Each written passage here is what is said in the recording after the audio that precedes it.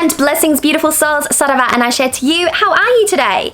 I have two really good books to show you that came by way of the Witch's box. Their book subscription box, to be exact. So these are both by Jason Miller. One is called The Financial Sorcery, Magical Strategies to Create Real and Lasting Wealth. And the other one is called The Elements of Spellcrafting, 21 Keys to Successful Sorcery by Jason Miller.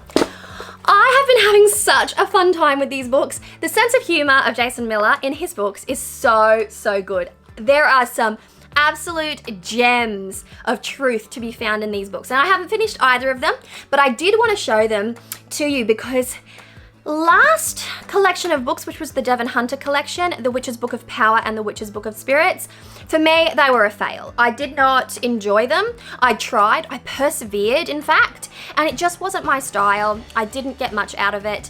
And I say this from the perspective of someone who is just coming at those subjects from a totally different opinion, with a totally different cultural interest. So I know that those books are beloved, and if you've loved those books, then that is fine. I'm not criticizing them in that way. They just weren't for me personally. They're fine. The covers are beautifully illustrated. They're a chunky read, and you are going to get what you're going to get from it, basically. But it didn't gel with me. But these two babies,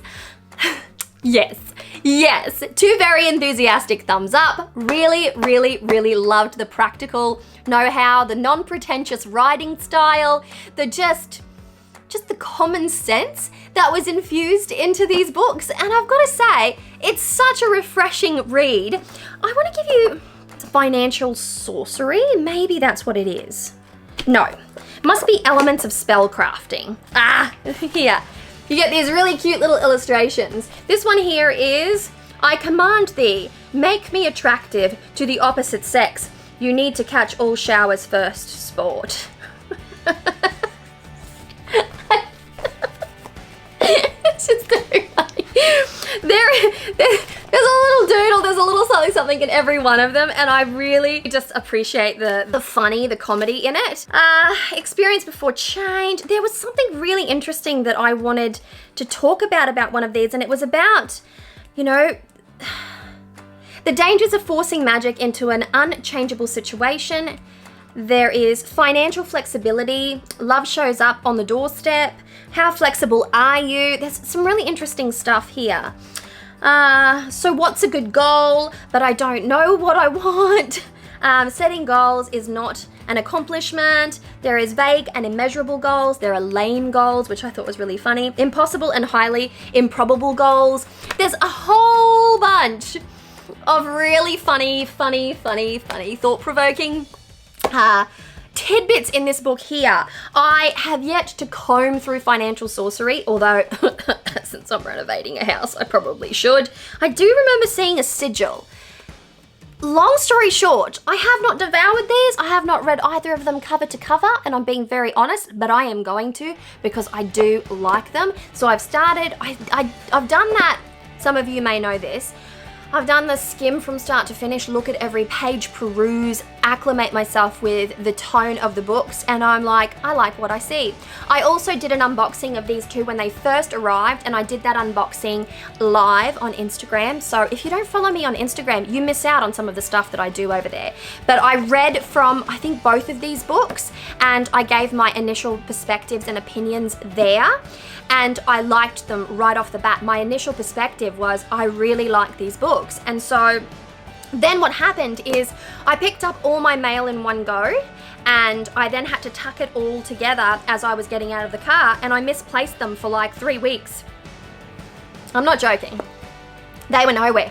My husband looked for them, my children looked for them, my father looked for them, my sister looked for them, I looked for them, I looked for them, I looked for them, and I'm like, where are these books? Where have they gone? And I was feeling really bad. And then one day, I stomped my foot 3 times, I called Solonging, and I started to really look from a different perspective. And I was crouched down and I was looking for something totally different. And then I looked up and I see a box, and I'm like, what is that box doing there? And it was a witch's chest box. And when I opened it, there they were, inside a witch's chest that I had unboxed. I just grouped all of it together and put it all together so that, one inside the other, so that I could take them to somewhere else, like we should transport them without holding, you know, multiple things, and that's how they got lost. So I had them tucked away, they were safe, they have not been damaged, they were in my cottage the whole time, and we're running around like chickens with our heads cut off looking for them and couldn't find them. Nevertheless, I rediscovered them 2 days ago and I was just like, yay! Because now I can talk about them, because I did absolutely get the best of impressions from this book, or both of these books.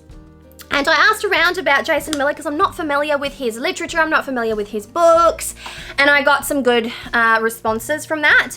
But, oh look, I just opened up to dealing with credit cards. I don't work with credit cards, I don't use credit cards at all. So for those who do, you might find that to be beneficial.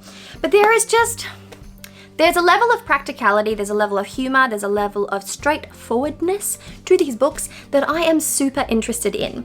And so I had to mention them because they were two excellent, I just hit my glasses, they were two excellent picks from Elena over at The Witch's Box. I will leave the link to The Witch's Box in the description box below. It is a witchcraft book subscription service that does not focus on entry-level witchcraft books. So you're going to get a little bit more nitty-gritty books that address certain niche elements, and definitely books that are written with a different flavor that suit a different palette. So if you want something that goes beyond the basics, then you may really enjoy The Witch's Box. And I would like to do a comprehensive review. I have such a big TBR though, folks, such a big TBR. And out of stress, I went out and I bought 3 new books. They are not witchcraft related, they are fiction, because I'm hella into fiction at the moment. For anyone who's read The Raven Cycle, I'm right there at the moment, and loving it. Just loving the silly, light-hearted, playful nature of it, and the mystical element, because it's got psychics in it, and ley lines, and like dead kings, and like, so good, it's so good. Anyways, back to what I'm doing here, which is talking about these 2 books from The Witch's Box. I highly recommend these 2, and I will tell you more about why when I have completely finished reading them. In the meantime, look out for a review on both of these from me, or at the very least one of them, whichever one I get to first. I will definitely do a review as comprehensive as I possibly can, and if you like them and you like my review style, then that's good. Basically, there was no more to that. In the meantime, I'm wishing you so much love, luck, peace, and joy. Take care of yourself, and happy holidays. Bye.